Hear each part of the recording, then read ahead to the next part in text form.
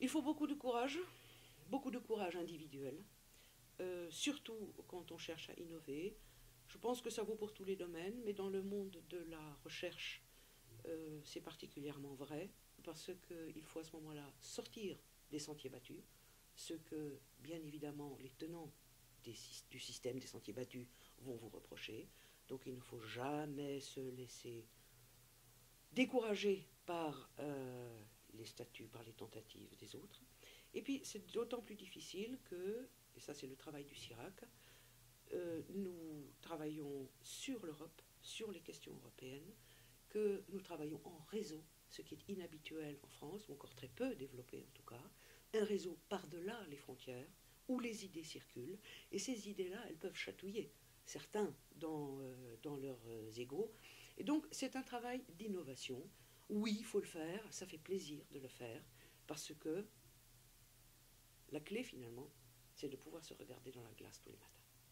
C'est ça, le courage, c'est ça, oser, et avoir de l'audace, la vraie, la positive.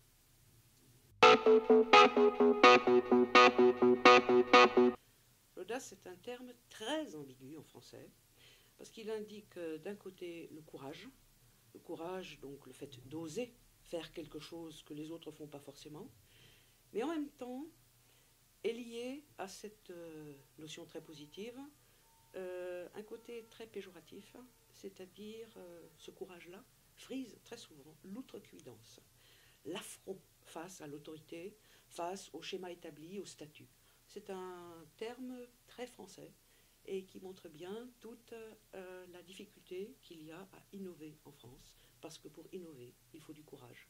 C'est-à-dire qu'il faut ne pas hésiter à travailler à rebrousse-poil des habitudes prises par les autres, ne pas trop s'en tenir à des statuts figés, c'est-à-dire avoir une vision dynamique du monde et non pas une vision statique qui est la vision en cours en France.